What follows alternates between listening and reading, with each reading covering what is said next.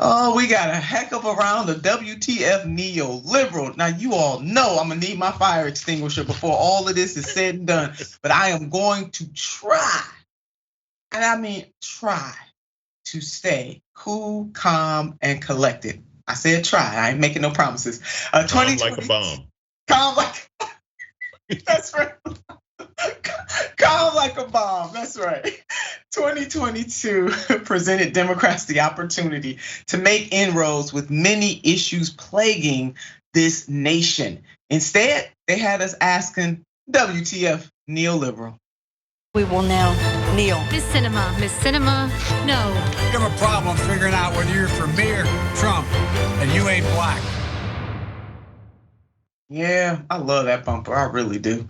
It wasn't just the Democrats, but more on this later, because we got WTF, or WTH, I should say, GOP. But given they had control of the House and the Senate, and this is really what the WTF segment is about, because when you got this kind of power, you can't squander it, you gotta use it, you know? So given that they had control of the House and the Senate up until the midterms, they messed up a lot of stuff. Yeah, they did. First up, rail workers. We talked a great deal. We went to lengths. We talked about what happened to those rail workers almost every single day while it was happening on this show. We elevated the rail workers to the position that they should have been elevated, because this was about them. It is about them. It is about their families. And it is about other working people in this country. But President Joe Biden, Joe pro-union Biden, did a number on the rail workers. Let's check out this headline. Biden signs bill averting rail workers strike despite lack of paid sick days. Yeah, while he has unlimited sick days, the members of Congress have unlimited sick days. They negotiated a deal with the rail barons over the workers, and the workers got nada, nothing, zero, no sick days. How about this headline? Biden has backstabbed rail workers and betrayed union allies, and that is all of them. The pro-labor president and the Democrats have picked the economy over working families and sold out their voters in the process. Because you know what, we do know that it would have hurt, it would have caused some pain had the rail workers went on strike, but to avert that pain that others would have felt, because the rail workers are definitely essential workers, you know what could have been done? Give them their sick days. That was the answer. Not siding with the rail barons, it's give them their sick days and tell those rail barons that they are wrong all day long and twice on Sunday, because they were. Now, these rail workers weren't asking for much at all, just the basics. As Jake Tapper reminded Transportation Secretary Pete Buttigieg, watch this. What does it mean to press the case if you're not willing to actually go to these billionaires and say, how on earth can you sleep at night not letting your railway workers have paid sick leave, which is just like that. I mean, that's not an extravagant benefit, paid sick leave. You get sick, you get to take a few days off. They don't have that. So I guess these lofty aspirations are one thing, but I didn't hear any language coming from the administration saying these rail companies need to get serious about offering basic benefits like paid sick leave. And Jake Tapper was absolutely right. There's nothing extravagant about asking for and expecting sick time, about expecting time to be able to be with a loved one if they fall ill. Nothing extravagant about that.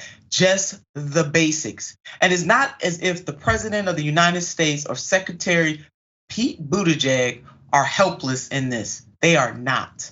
But you know what happened? The rail workers were messed over. That's exactly what happened. And here's a list of the issues where Biden and the Dems failed to make significant progress in the last year. The John Lewis Voting Rights Act, not passed. But they passed that military budget. George Floyd Justice and Policing Act, not passed. Raising the federal minimum wage, expanding healthcare coverage.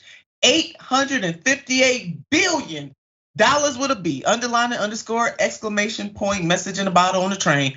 Defense bill passed in the most bipartisan fashion you ever want to see.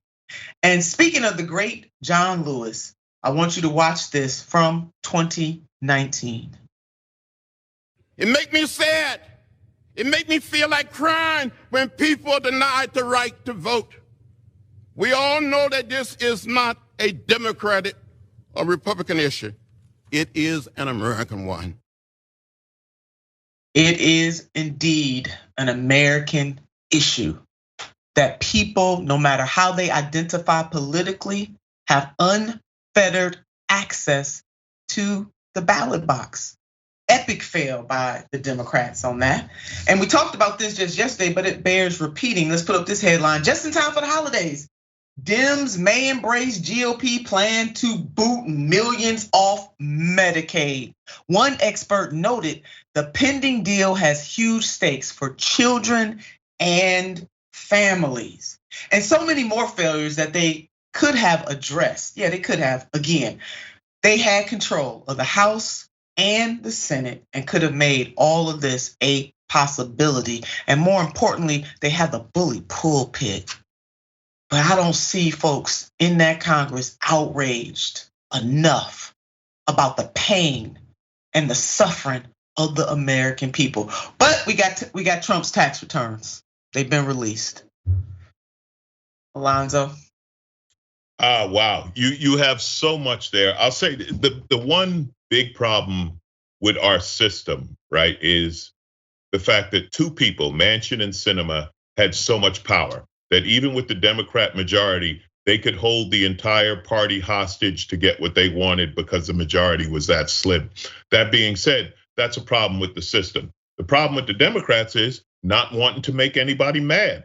Stop trying to compromise with people who refuse to compromise with you. The Republican Party will not compromise on any level, so go ahead and do what you want.